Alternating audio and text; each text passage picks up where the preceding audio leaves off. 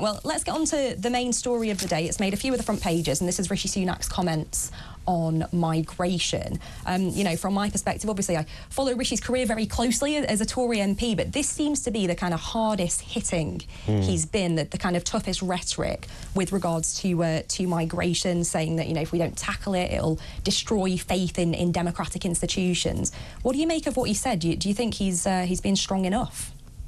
Well, it won't surprise you to learn that I don't share many opinions with Rishi Sunak, least of all on this issue.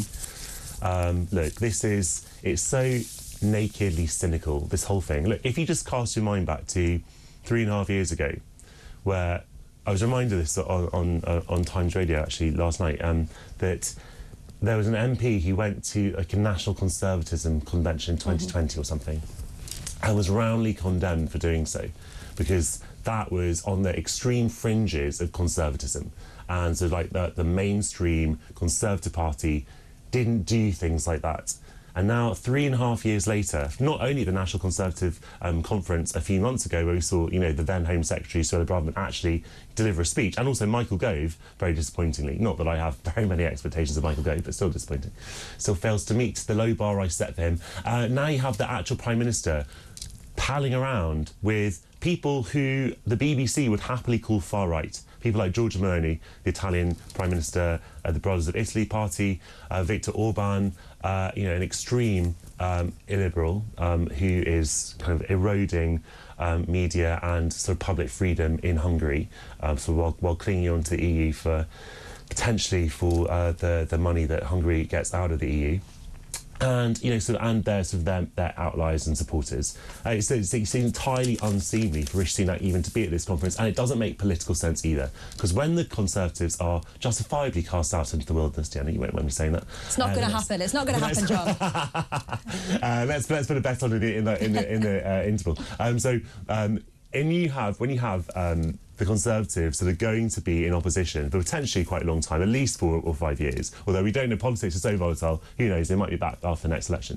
But the point is that there is a risk that they will go into the comfort zone. I'm not sure how comfortable it is to be on the extreme right, but that is where it seems to be heading. We saw that in 1997 as well, when William Hague took over and kind of moved away from John Major's kind of centrism, I suppose. Sort of, it was in those days. It was more about Europe, I suppose. And John Major was obviously pro-EU, and so then he moved even further to the right when Ian Duncan Smith took over in 2001, and that was a complete disaster. And of course, you've seen that in the Labour Party as well. You know, even though I never voted for Jeremy Corbyn, but I supported most of his policy platform. And what you had in the Labour Party was that you had, we're going to believe what we want to believe. We're going to elect a leader who shares our values, and it was promoting what the membership wanted, rather than how that might appeal to the rest of the country or not appeal to the rest of the country, as the case may be. So we've seen this in both the main parties in the last 20 years, that in opposition there's a tendency to kind of go for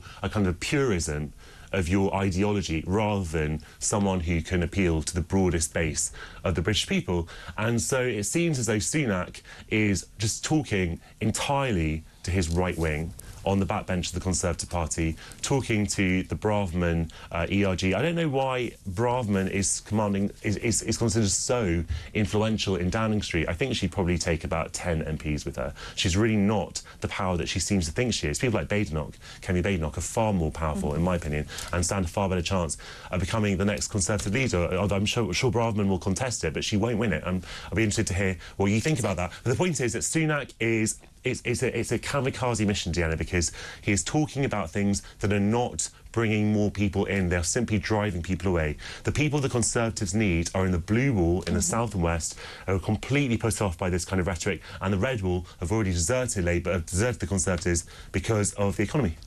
But surely, looking at, you know, the polling and seeing the polling figures rising for reform, then that movement from the Tories away towards reform suggests that immigration is a key issue on which those red wall voters are putting their vote on, right? Is it migration, or is it just a general vibes? I think we have to. I think we can't underestimate how important vibes are in politics. What does it feel like? You know, Miliband was actually more to the left than people thought. the vibes are kind of centrist, but they're kind of the actual policies are often more to the left. And in a way, Corbyn was actually more to the right than people thought. And when you look at the 2017 manifesto, actually it was a mainstream social democratic manifesto that people thought was this wildly socialist idea, but the vibes were on the left.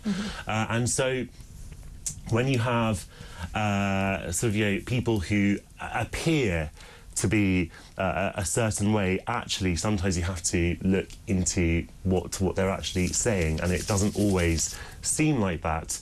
But people are going to be put off by a range of, people were put off by Cameron coming back in, for example. Obviously, people were watching Farage in the jungle, and that's increased his popularity. And the Reform Party has done what I've been telling their leaders that they should have done for years, and kind of reinstate the Brexit Party label, because that was something that everybody knew about. It was a bang-on brand, the Brexit Party. Everyone, like it or hate it, you knew what it stood for. Reform Party, what does that even mean? I'm a kind of political journalist. I didn't even know, I wouldn't have had any idea what the Reform Party meant or what the other policy platform is. Hold that thought, because we're going to come back to it.